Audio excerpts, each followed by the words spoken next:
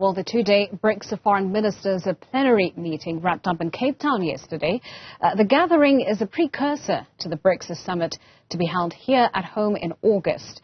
Brics is a bloc of emerging economies that include Brazil, Russia, India, China and South Africa. To chat more on the significance of the meeting and its outcomes, I'm joined by SARTU Chair for African Diplomacy at the University of Johannesburg, Professor Chris Landsberg. Prof, thank you so much for your time and thank you for joining us on the Weekend Report.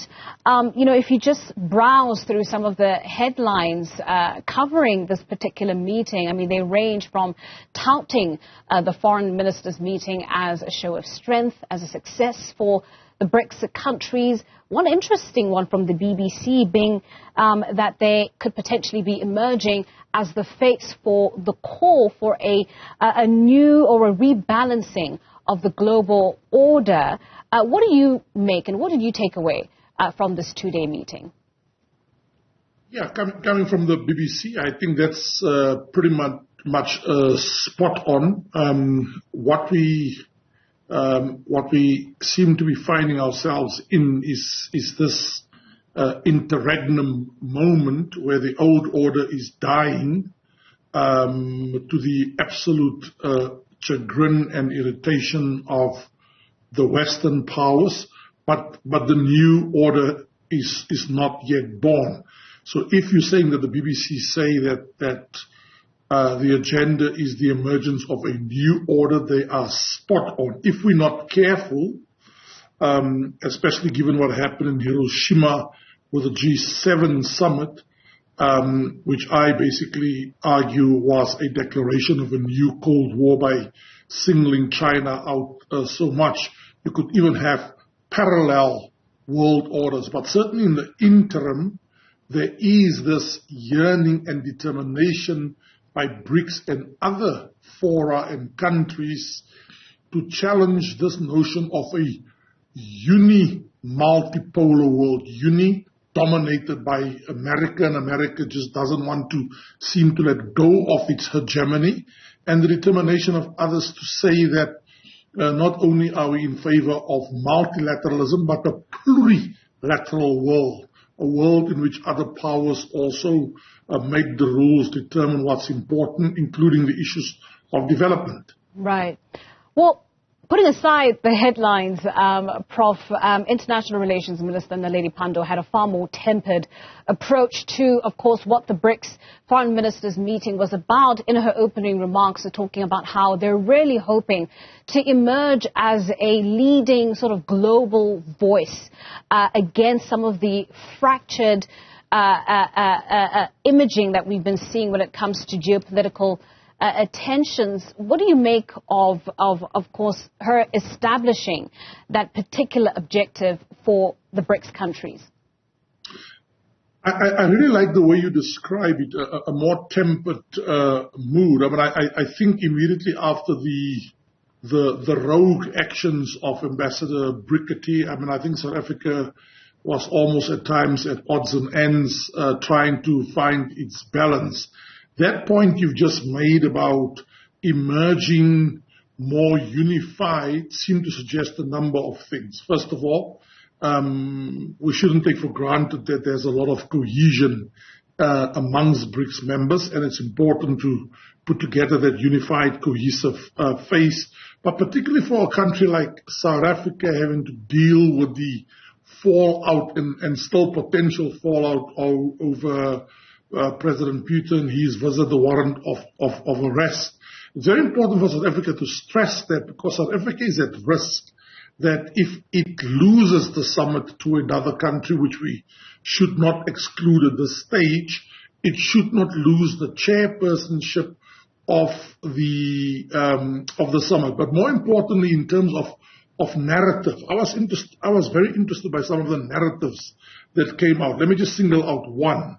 How Brics, for example, hopefully in unified fashion, more unified fashion as the minister say, how will they act with the G20 and the issue of dialogue amongst a unified Brics and the G20, using the G20 where there are industrialized powers and emerging powers all there, how they could talk and dialogue over a more harmonious, peaceful world.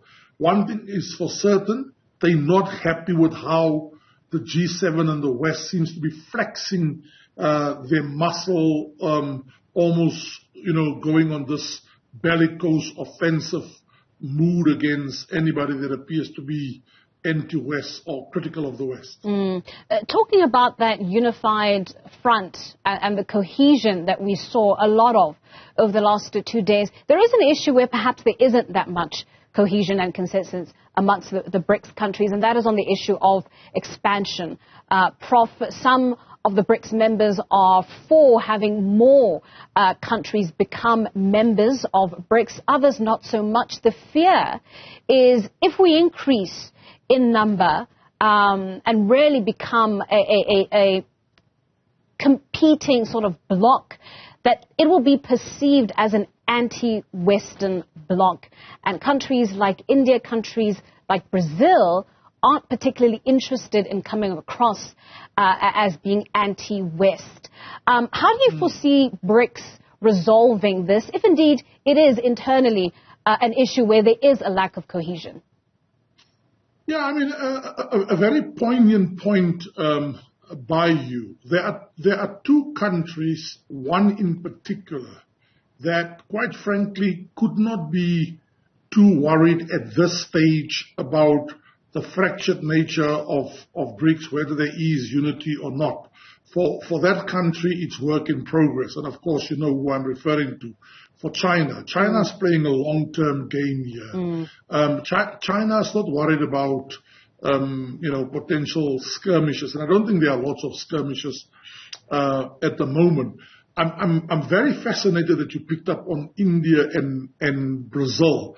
And in the aftermath of Lady R and Lady R Gate, there's clearly an attempt by the West, now awaiting the outcome of the Commission of Inquiry, to delegitimize and certainly isolate South Africa, waiting with bated breath to see what comes out of that.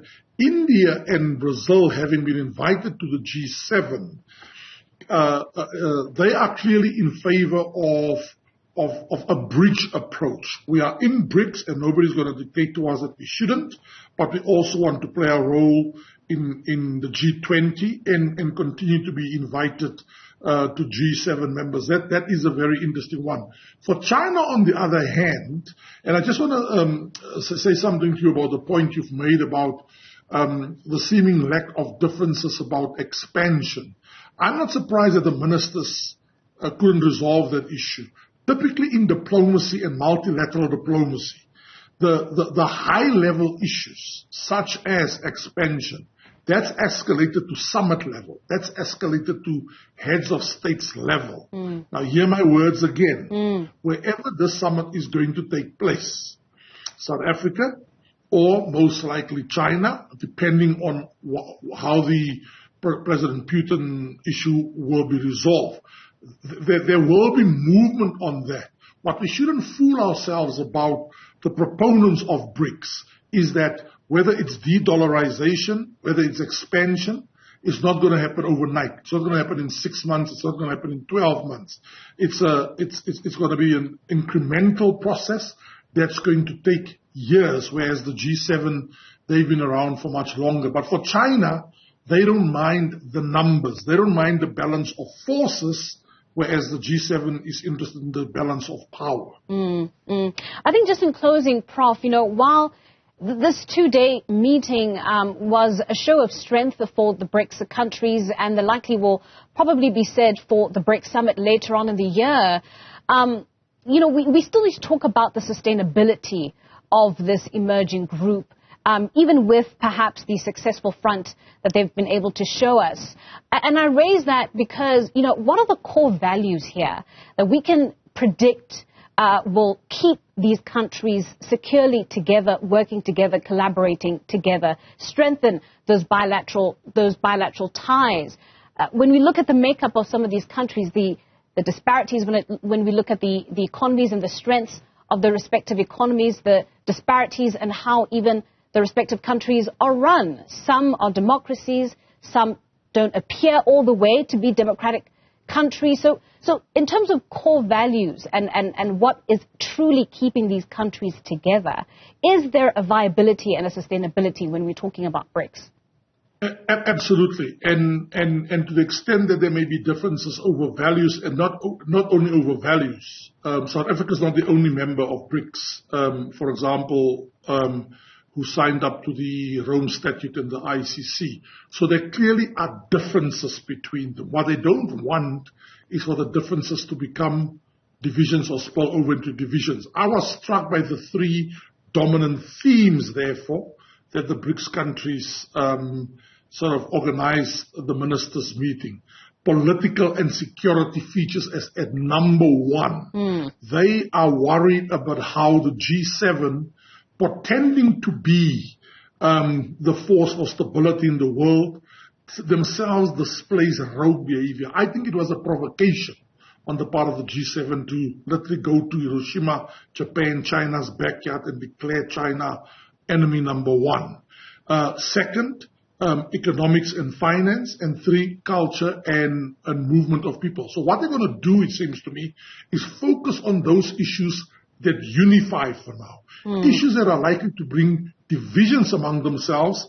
They will not only park the bus temporarily, but they will work with them sort of on a step-by-step basis until unity. But they're not going to allow issues like democracy, human rights, to bedevil them and overshadow the issue. What they will rather focus on is the issues that unify them, and top on their agenda is a more equitable world order, one in which 7 countries, led by the United States, seems hell-bent on dominating and not giving away their hegemony. And China, for one, India, Russia, Brazil, they're not going to stand for that.